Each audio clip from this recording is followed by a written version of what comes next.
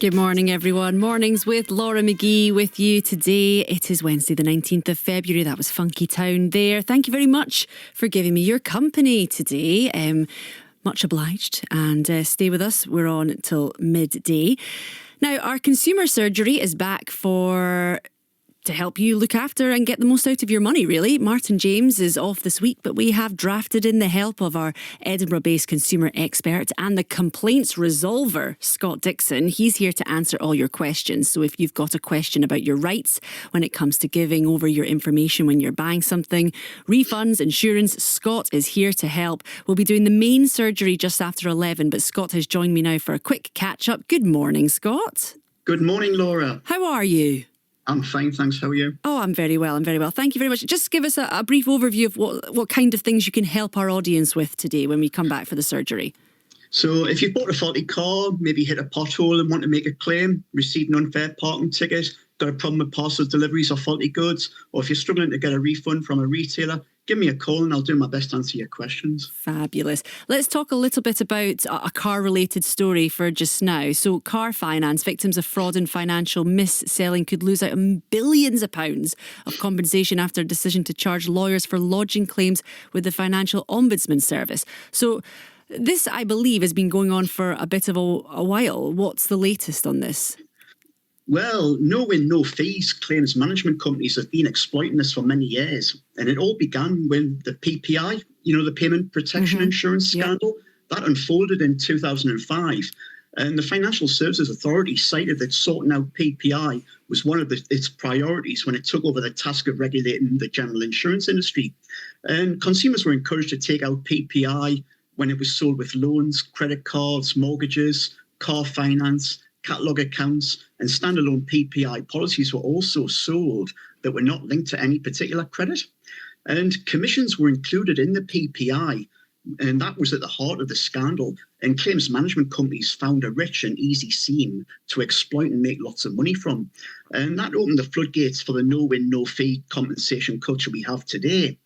And the Ombudsman found professional representatives were behind around 47% of the cases sent to them between April and December 2024. And that's up from around 18% in 2022-2023 tax year. And the Ombudsman has announced they will make their funding arrangements fairer by charging professional representatives £250 to refer a case to them as from the 1st of April 2025. And previously, they've been able to bring, what's going to happen is they're going to be able to bring 10 cases to the service for free each financial year. But after that, every case is going to be charged at £250, but they will receive £175 back if the complaint is found in favour of the consumer they represent. Okay. And the problem is financial services firms at the moment, they pay a £650 case fee for complaints lodged against them that the Ombudsman investigates, whereas professional representatives don't pay a case fee at all. And the reason for this latest decision is because a large proportion of complaints referred to the Ombudsman in recent years has been driven by professional representatives who are using the Ombudsman for free to investigate complaints, and they're taking a substantial cut from the payouts.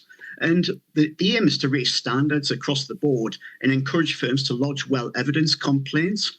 And at the moment, there's no incentive for them to do so when they don't have to pay to lodge any complaints. And it's to reduce the spurious claims and reduce the backlogs as well. But the success rate with professional representatives on car finance complaints, which is the latest scandal, was only 26% between April 2024 and December 2024. Whereas if you do it yourself, you've got a much higher chance of winning. And it stands at 38% for those that do it themselves. And it is easy to do for free. And you get to keep 100% of the money that you're entitled to. Nobody needs to use a claims management company. Oh, interesting. So you don't need to go that route. You can do it yourself. Thanks very much for that. We will be maybe talking about that a little bit later, actually, Scott Dixon. We'll pick up on that. Thanks very much. Our complaints resolver. So Scott will be back just after 11 for the main surgery.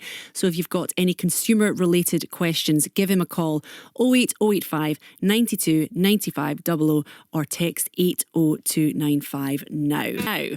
Time now on BBC Radio Scotland for our consumer surgery, and it's your chance to ask our expert Scott Dixon, the complaints resolver, your questions. Scott is here to help you with your everyday consumer problems. So if you think you have been scammed or you're unsure about your rights, a surprise charge, or how to ask for a refund, call Scott now 08085 92 95 00 to call or 80295 to text. There is still time. Welcome back, Scott. Hiya, Laura. Hello. Right, we have had some questions coming in. So we have a caller. It is Graham in Glasgow. Good morning, Graham. Good morning, Laura. Good morning. So what is your question this morning for Scott? Hi, good morning, Scott. Good morning, Graham. The question is, I was in the hunt for a little garden box, you know, the one you get, the slip lids you put your stuff in. So I did a Google search and a site came up, so I picked this one in particular. I clicked on it to buy. It then, as normal now, takes you to your bank to confirm that you're making the transaction. Your bank then sends you back to that site. I clicked on it to confirm that my bank had sent me back and the transaction started the process. Then I was redirected to another website that's, I won't mention any of the website's names. I was then put this to this website and it says you have now bought a membership for this company that gives you 80% discount on electrical items. Now, I didn't buy an electrical item or purchase a membership, and they actually took more money than what the original purchase was. So the original purchase was £41, and they took £46 out of my bank account. And I then phoned the bank and told them and complained about it. And basically the bank kind of fobbed me off and said, sorry, but there's nothing you can do. You processed the transaction willingly, and now I'm stuck and I don't know where to go. The company is based in Cyprus. I've then done some research into the original company that I did the transaction on for the garden box, and they don't have any details. Their phone number's false. They don't have enough digits for a phone number. So I'm just looking for a bit of help on this, where I can go now with the bank maybe. Yeah, well, this is a common scam, and what's happened is it's what's called an authorized push payment fraud. And this is what happens is you've been tricked into sending money to a fraudster posing as a genuine payee. And what you can do is get your money back via what's called the contingent reimbursement model code. It's the CRM code, and banks are familiar with this. And the CRM code, it's a voluntary code that banks in the UK have signed up to that aims to reimburse victims of authorized push payment fraud. And it sets out a number of circumstances in which firms are required to reimburse customers who have been victims of certain types of scam. And this is what's happened. You've been scammed. And it only covers payments where a customer has paid funds to another person or company for what they thought were legitimate purposes, but were in fact fraudulent. And this captures your case. So what you need to do is stress that you've been a victim of a scam with the bank and push hard on it, and mention the CRM code, the contingent reimbursement model code, and say you were tricked into sending money to a fraudster through no fault of your own, and your bank should reimburse you. And this should be resolved fairly quickly, but it depends on who you're dealing with and who you bank with. And it's a lottery with customer service. One of the big banks, it was a building society, begins with an S. So I thought they'd be quite on the ball about all this, you know.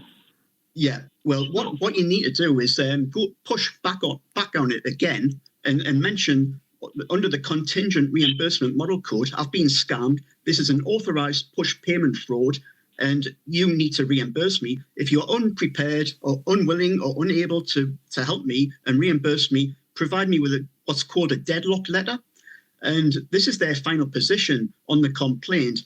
And just say, please provide me with a deadlock letter so I can refer it to the Financial Ombudsman Service for review. And banks don't like complaints being referred to the Ombudsman, and building societies for that matter, because it costs them money. and they risk adverse publicity. But another thing to mention is a service failure on your complaint, and banks have an allowance of up to £100 to compensate you for service failures. So stress that as well. Say, there's been a service failure here on my complaint. I want a goodwill gesture for it. Yeah, just quickly, Scott. See the second company that the transaction actually went through with. They're based in Cyprus. Now they seem legitimate. That's the thing. They've got online chat and things like that. They do have a website, but it even looks like a scam website if you went onto it. But they do have an online chat, and I explained everything to them, and they said, "No, sorry, but you're not entitled to a refund. So we've cancelled your membership. So you now don't have membership to the site." Well, what I would also do is block your card as well, because you have been scammed, and your card and details and your bank account details are out there in the public domain. So you need to do that as well. Put a block on your card. Escalate the authorised push payment fraud. Mention the continuously reimbursement model code, and push hard and say you want to be reimbursed. You've been scammed. Put a block on your card and your account. And if they're unable to help you, deadlock letter so you can take it to the Ombudsman service, and mention service failure as well. Is there, just finally, Scott, is there anywhere that I can report this to online so that maybe other people don't do this, get hit with this same site if they're searching for stuff, especially coming into the summer, when we eventually get summer, that is? Yeah, I would definitely report it online. You can do a Google search, and you can report scams online. And I would definitely do that as well, because it's up to us as consumers to report these scams. And I don't want to see anybody else getting hurt. That's right. Yeah. Graham, thanks for that. And hopefully that was some help there from Scott. And obviously nobody wants to be scammed. And if you can help someone else from being scammed in the future, then all power to you. Thank you very much for that. Let's speak to Anna in Galloway. Hi, Anna. Hello. Hi, what's your question for Scott today? Right. Well, I offered to purchase a retirement flat in Gala Shields, 2 bedrooms, kitchen, shower room. It's a first floor flat. But when it came to doing the actual purchase, apparently I wouldn't own the dedicated stair to the flat or the balcony coming out from the second bedroom. And the balcony was needing repairs if, in fact, it didn't need to be rebuilt.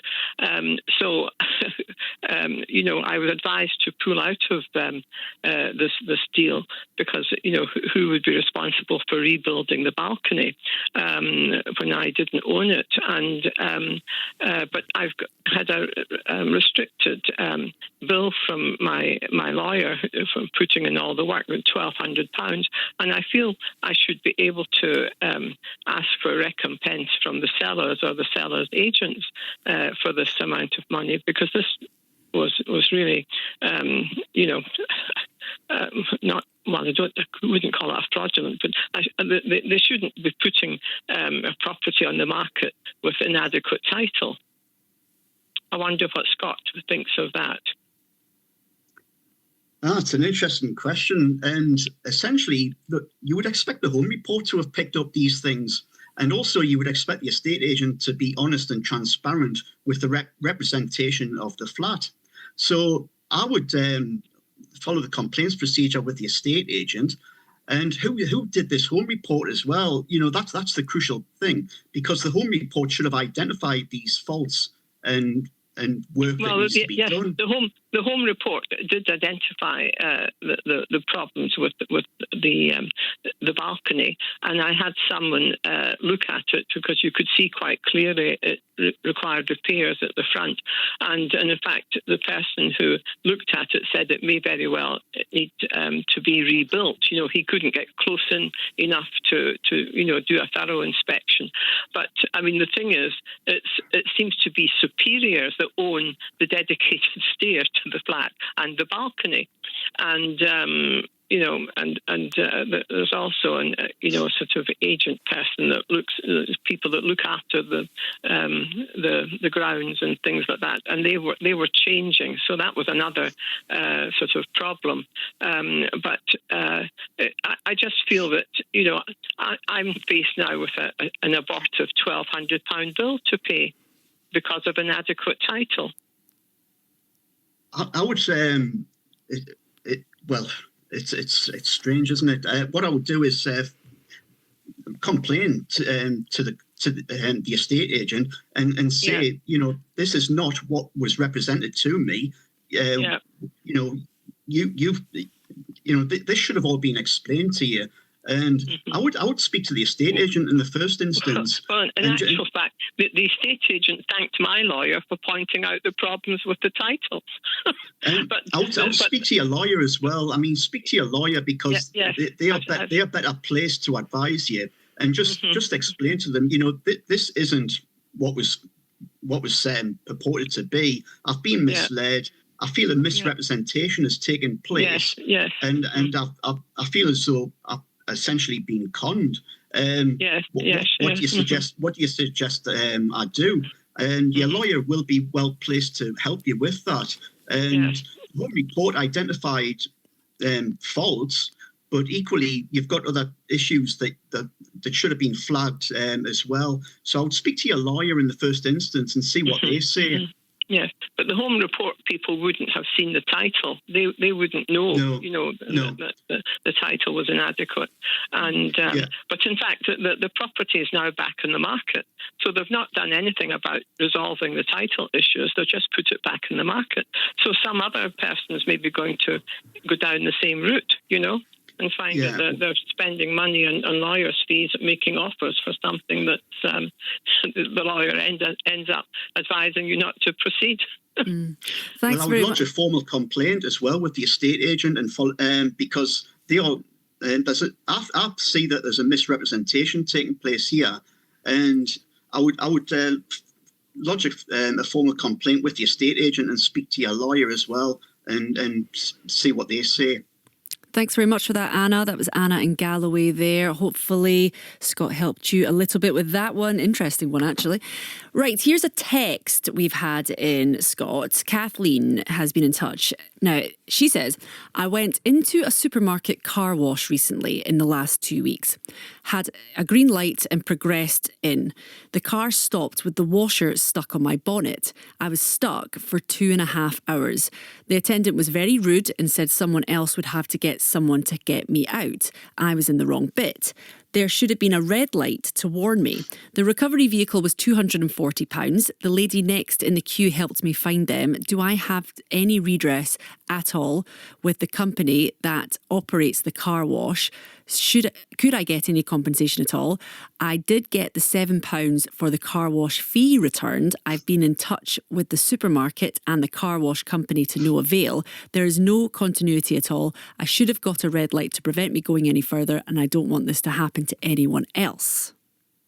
Well, it's a shocker, isn't it? And essentially this falls under the Consumer Rights Act 2015, Laura. So all goods and services that you buy have to be fit for purpose, as described, satisfactory quality. And when you engage in a service with a provider, Section 49 of the Consumer Rights Act 2015 states that a service is to be performed with reasonable care and skill.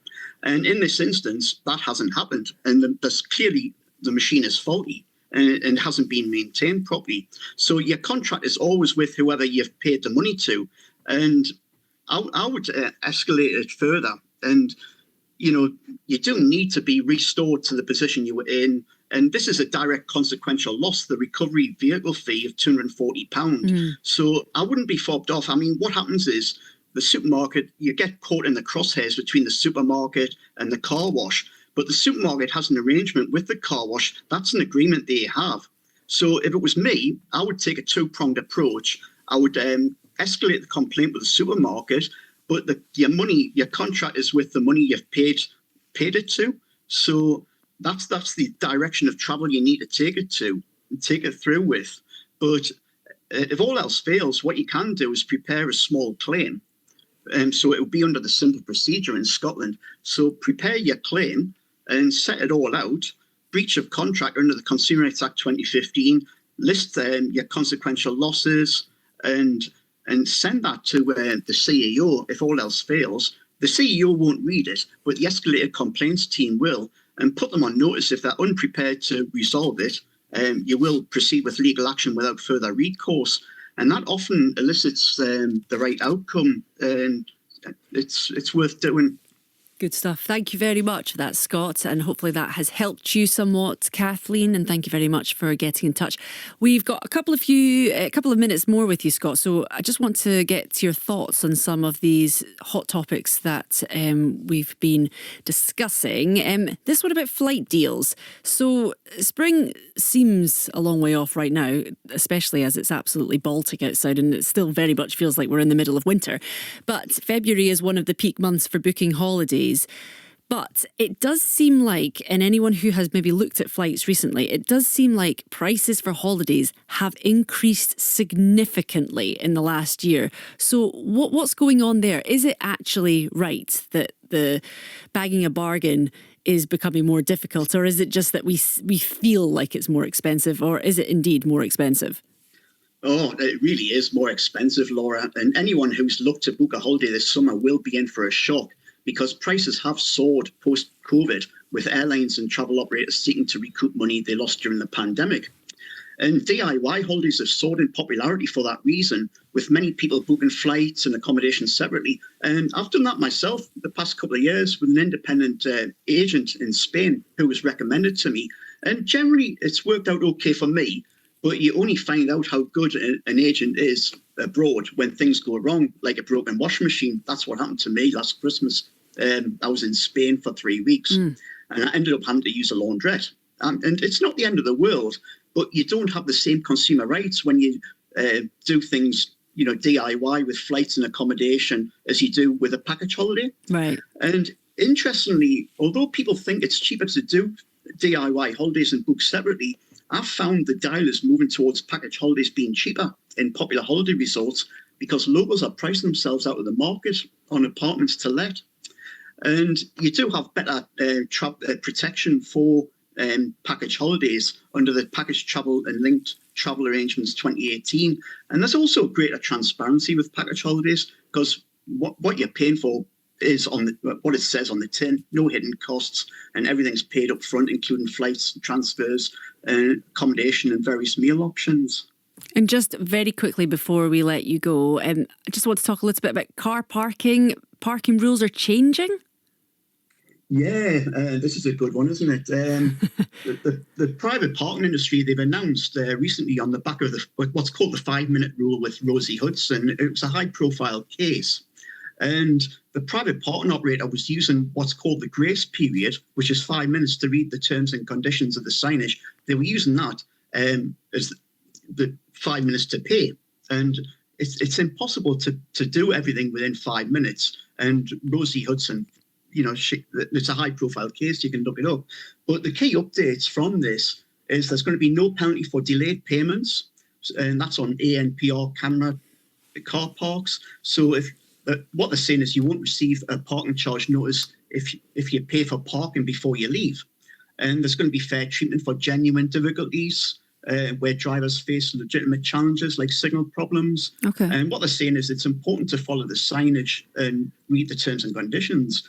But the problems motorists face, they can't. The industry can't explain how this safeguard works with ANPR cameras, and there are no mechanisms in place because you've got an ANPR camera when you enter the car park, which starts the clock, and then you've got an ANPR camera which stops the clock when you leave the car park. And the problems that you have, finding a space, for example, in a busy car park. Downloading the app, reading the signage, setting up an account, approving online banking verifications. And you can easily incur a parking charge notice even if you pay within a reasonable length of time. But interestingly, in Scotland, and not many people know this, there is no keeper liability in Scotland on private parking tickets. And you're only invited to disclose who the driver is to transfer liability. So this means that a private parking operator cannot hold the keeper that's the owner of the vehicle liable, and they rely on you appealing it, so you inadvertently disclose who the driver is to transfer liability without knowing it.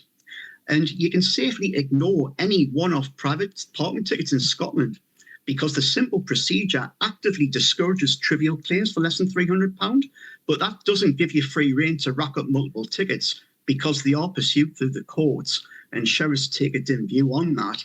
And there was a case in Dundee a few years ago where somebody thought that she didn't have to pay, and she racked up £24,500 worth of private parking tickets, and because she didn't think she didn't have to pay, and it was pursued through the courts, and it was upheld. Wow, you do not want that bill for going to the supermarket and parking outside. Thank you so much, Scott. It has been wonderful talking to you this morning. That is our complaints resolver, Scott Dixon there. Thank you very much. And thank you very much for joining us on BBC Radio Scotland this morning. The time is now 11:45.